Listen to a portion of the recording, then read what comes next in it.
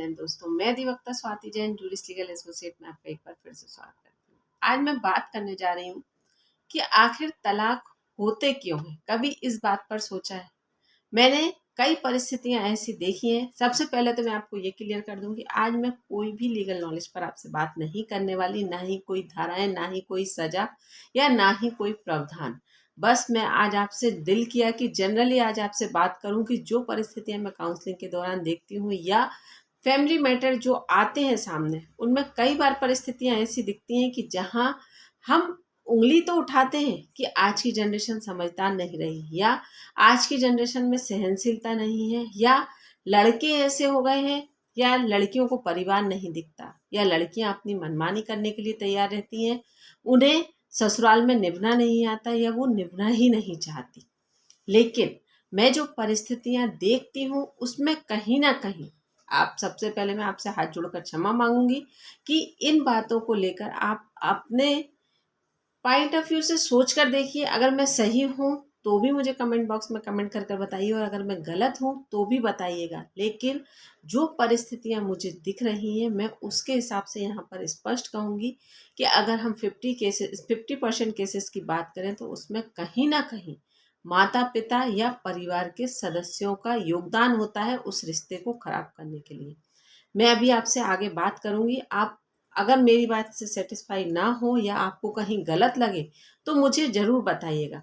चलिए आज हम इसी पर बात करते हैं। जानकारी पूरी पाने के लिए वीडियो में बने रहिए, और अगर अभी तक आपने मेरे चैनल को सब्सक्राइब नहीं किया है या पहली बार मेरे चैनल पर आए तो प्लीज़ मेरे चैनल को सब्सक्राइब कर लीजिए ताकि आने वाली वीडियो नोटिफिकेशन आपको मिल सके। चलिए बात करती हूँ कि मैं ऐसा क्यों कह रही हूँ, क्योंकि आपके मन में ये सवाल उठ रहा होगा, क्या कोई माता पिता अपने बच्चों का परिवार तोड़ना चाहेंगे? क्या कोई माता पिता अपने बच्चों का ऐसा बुरा सोच सकते हैं कि उनके परिवार को टूटने में योगदान दें? या वो तो हमेशा ही बच्चों का भला चाहते हैं माता पिता। कौन से माता पिता ऐसे होंगे जो अपने बच्चों का बुरा चाहते हैं? लेकिन अच्छा चाहने में भी कहीं ना कहीं इनडायरेक्टली आप इतना बुरा कर जाते हैं कि परिणाम आप भी नहीं समझ पाते कि ऐसा होता है। सबसे कुछ सटीक कारण बोलूँगी मैं आपसे, और अगर गलत लगे तो मैं बार बार ये कह रही हूँ कि मुझे कमेंट बॉक्स में कमेंट कर कर जरूर बताइएगा कि नहीं मैडम यहाँ पर आप गलत हैं। सबसे पहला और बड़ा कारण,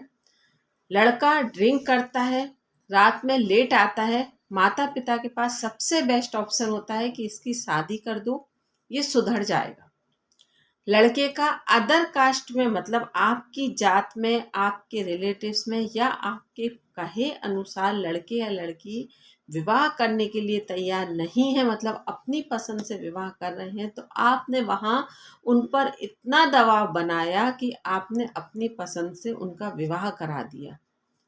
क्या ये घटनाएं सही हैं? क्या ऐसा करना सही है? मैं ये नहीं कहती कि बच्चों का कहना मानना या बच्चे जो डिसीजन ले रहे हैं वो सही है, या लड़के को इस तरह से लड़के का विवाह कर देना कि ड्रिंक कर रहा है, लेट आ रहा है, आपने ये बेस्ट ऑप्शन निकाला कि लड़के का विवाह कर देना चाहिए, लड़का सुधर जाएगा। तो मैं यहाँ पर आपसे एक सवाल पूछती हूँ कि आपके जन्म दिया हुआ बच्चा अगर आपसे नहीं सुधर सकता, परिवार के हर सदस्य जहाँ ब्लड रिलेशन है वो आपके कहने से नहीं बदल रहा, उसमें परिवर्तन नहीं आ रहा, तो क्या कल की आई कोई भी लड़की या उसकी पत्नी उसे बदल लेगी? बात सोचने लायक है। हो सकता है मेरा अनुभव गलत हो, आप सही हो, लेकिन मैं आपसे यहाँ पर ये स्पष्ट ये सवाल पूछती हूँ, क्या यहाँ पर ये मापदंड सही है? अगर लड़की या लड़के के द्वारा कोई भी अपना लाइफ पार्टनर चूज किया जा रहा है और आपकी सोच ये कहती है कि नहीं, हमें ये लड़का गलत लग रहा है या हमारी लड़की या लड़का इससे विवाह करेगा तो सुखी नहीं रहेगा, लेकिन ये आपकी सोच है।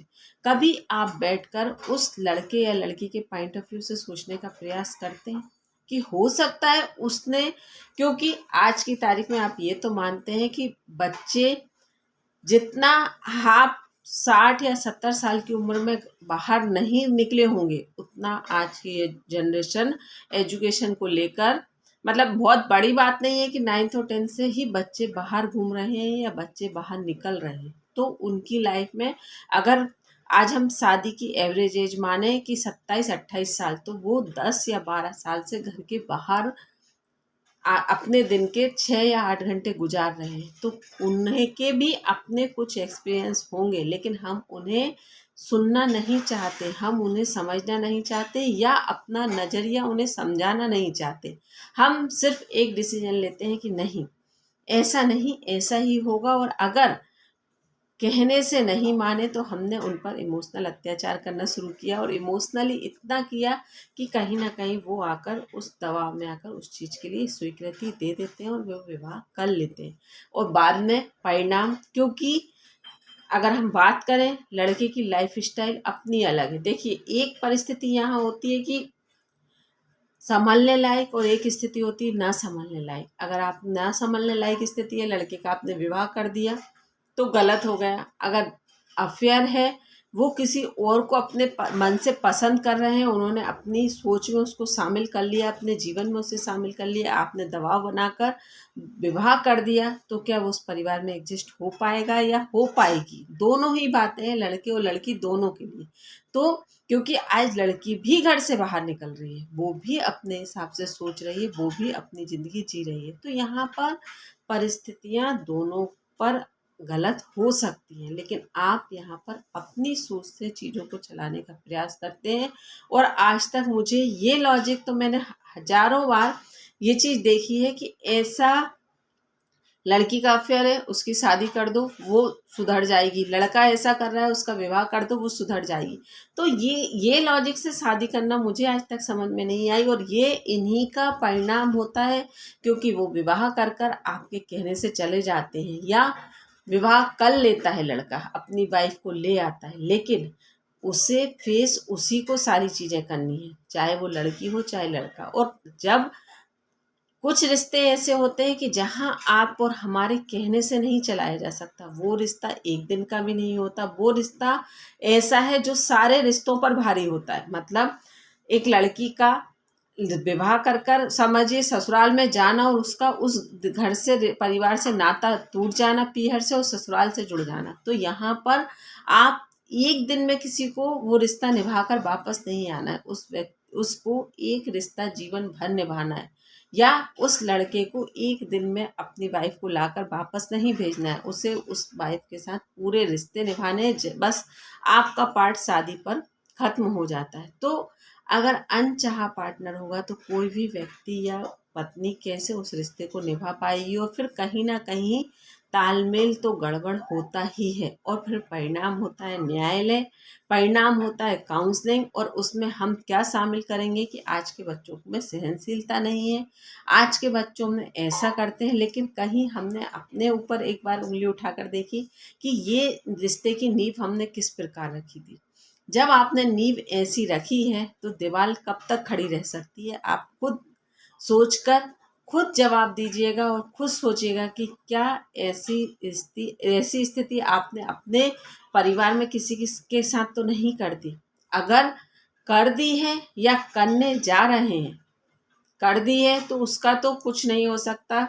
वो तो भगवान भरोसे नाव है कि अगर पाल लग गई तो ठीक है, नहीं लगी तो ठीक है। लेकिन अगर अब ऐसा कुछ सोच रहे हो तो एक बार मेरे नज़रिए से सोच कर देखिए कि ऐसा करना किसी भी प्रकार से उचित नहीं है। अगर आप चाहते हो अच्छा भविष्य, तो अगर मैं ये नहीं, फिर आपसे ये कहूँगी, मैं ये नहीं कहती कि हर बार आपके बच्चे सही हो सकते हैं कि घर से बाहर निकल रहे हैं तो उनकी सोच सही है या वो सही है, लेकिन आप उनके विचार सुनकर अपने विचार रखकर उस मैटर को डिस्कस कर कर, जैसे कि आज हम कह रहे हैं कि न्यायालय तक पहुंचता है आपके रिश्ता या आपकी केस की परिस्थितियां, तो यहाँ पर सबसे पहले न्यायालय भी ऑप्शन देता है काउंसलिंग का। काउंसलिंग क्यों होती है? क्योंकि आप आमने सामने बैठिए, आप अपने मन की कहिए, आप अपने मन की कहिए, और अगर इस बीच में कोई बात ऐसी निकल जाए जिससे आप दोनों का तालमेल बन जाए, तो सबसे पहला ऑप्शन होता है काउंसलिंग। क्योंकि न्यायालय भी ये चाहता है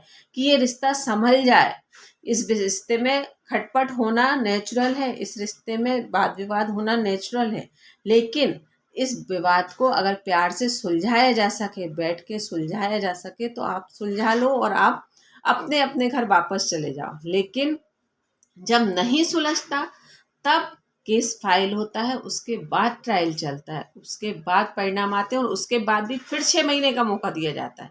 तो क्या आप अपने बच्चों को एक बार काउंसलिंग का मौका नहीं दे सकते? क्या आप उनके बैठ के बातें नहीं सुन सकते हैं? क्या उनसे अपने मन की बातें नहीं कह सकते हैं? और हो सकता है उसमें कुछ बेस्ट ऑप्शन निकल जाए, या आपका पक्ष आपके बच्चे समझ जाएं, या आपके बच्चे का पक्ष आप समझ जाओ। दोनों परिस्थितियां हो सकती हैं, और आप तो हर स्थिति में सिर्फ आपका तो माता पिता हो, आपका तो पॉइंट ऑफ व्यू एक ही होगा कि बच्चे खुश रहें या बच्चे अच्छा जीवन जिए। तो फिर उसके लिए प्रयास भी आपका इस तरह से होना चाहिए, ना कि दबाव, ना कि जोर जबरदस्ती, ना कि अपनी सोच थोपना।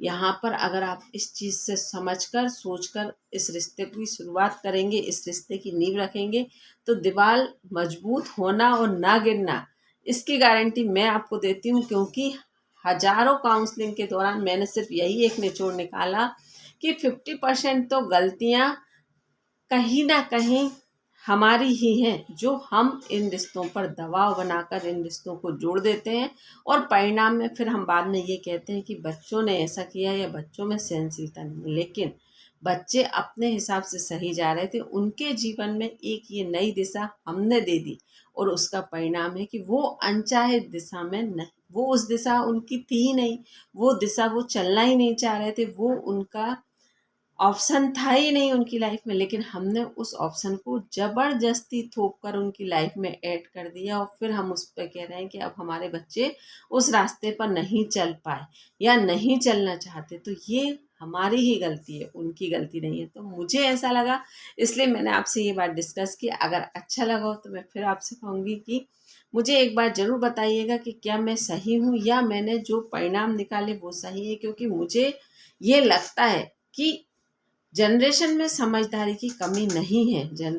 आज की जनरेशन बहुत समझदार है, क्योंकि वो सारी चीज़ें देख रही है, एजुकेशन के मामले में भी, घर परिवार के मामले में भी। लेकिन उन्हें हम और आप समझ नहीं पा रहे हैं। अगर हम उन्हें समझकर इस रिश्ते को अच्छा चलाने के लिए अच्छी मार्गदर्शन देंगे, तो कहीं ना कहीं वो अपना जीवन अच्छा जी सकते हैं, और हमारा उद्देश्य भी पूरा हो सकता है, जिसमें हमारी सोच ये कहती है कि हमारे बच्चे सुखी रहें, अच्छा जीवन जिए। तो थोड़ी सी मेहनत, थोड़े से एफर्ट्स हमें भी डालने होंगे, तभी संभव है। यहाँ पर इमोशनल अत्याचार नहीं, आपको प्रैक्टिकल होकर सोचना होगा, तभी आप सही कर पाएंगे। धन्यवाद।